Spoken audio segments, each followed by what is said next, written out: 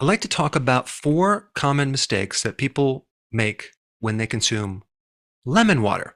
I've done lots of videos on lemon, limes, lemon water, and the benefits, but I really haven't talked about the mistakes that people make. But the main benefit of lemon juice is what it can do for kidney stones in preventing kidney stones. But the citrates interfere with the formation of a kidney stone, okay? And I'm talking about the calcium oxalates.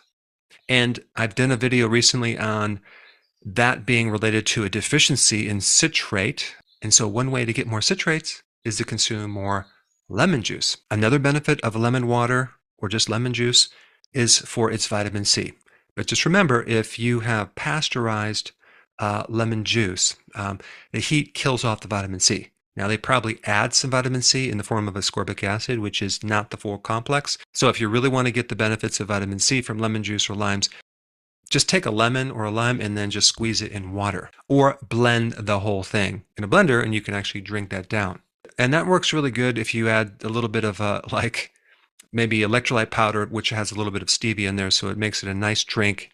Plus you have this spike of electrolytes. But if it's pasteurized, chances are it's not going to have a lot of vitamin C. But one of the common symptoms of vitamin C is bleeding gums. So if you were brushing your teeth and you have this little pink toothbrush, suspect a vitamin C deficiency. Another symptom would be fatigue. Another effect from lemon juice is its antihistamine effect.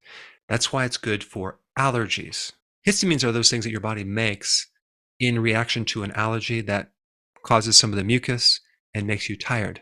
They're to some degree kind of like a fatigue poison. Another effect a lemon juice has is its antifungal properties. So it's really good for candida, fungus, and bacterial infections as well. And so you can use it with other things as like a natural antibiotic. Another thing that lemon juice will do, it will help prevent the formation of uric acid. So it's good in gout. Some types of gout is called pseudogout, which is really oxalates, right, going into the big toe. It's not really uric acid. And so citrates are really good to counter the effects of that effect. And then also lemon juice can help increase the absorption of iron as well in the body. All right, so let's just dive right into the mistakes. One is that you don't want to consume this lemon water right before you eat. Why? Because even though citric acid is an acid, when it goes into the body, it gets burned up and it turns into an alkaline substance, okay? So basically we're alkalizing this hydrochloric acid that we don't want to do, and that's going to inhibit digestion. So consume your lemon water at least maybe a half hour to an hour before you eat anything. I consume my lemon juice in the morning when I'm fasting, so there's no possibility of mixing it with the food. Mistake number 2 is you're just drinking this straight lemon juice, just drinking it right out of the bottle, whatever, as a shot, and you're allowing this very, very strong acid to expose to your teeth, okay? I mean, think about the pH of lemon juice. There's a pH of 2 to 3. That is similar to hydrochloric acid. And so if you were to routinely do that and expose it to your teeth, it could potentially kind of break down some of the enamel on your teeth. So what I do is I dilute this lemon juice with water and I consume it with a straw, okay? That way it avoids going on my teeth. All right, mistake number 3.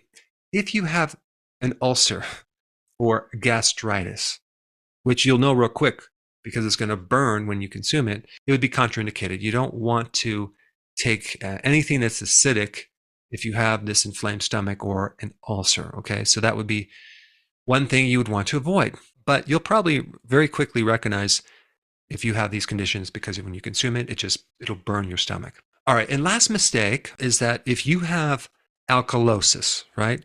If you have alkalosis where your blood is just a little excessively alkaline, I mean, it's already alkaline, slightly alkaline, but if it's more alkaline, and that's a condition called alkalosis, and it can aggravate that pH and make it worse.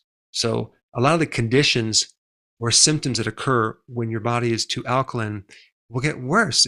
How do you know if you have alkalosis? Here are some common symptoms. Lightheadedness, numbness and tingling in the extremities like your fingertips or feet, tetany, like a little twitching underneath the left eyelid, or it could be anywhere in the body, rapid shallow breathing, okay, like kind of a version of hyperventilating. I mean, think about when you hyperventilate, right? You're getting too much oxygen and you're creating a CO2 deficiency.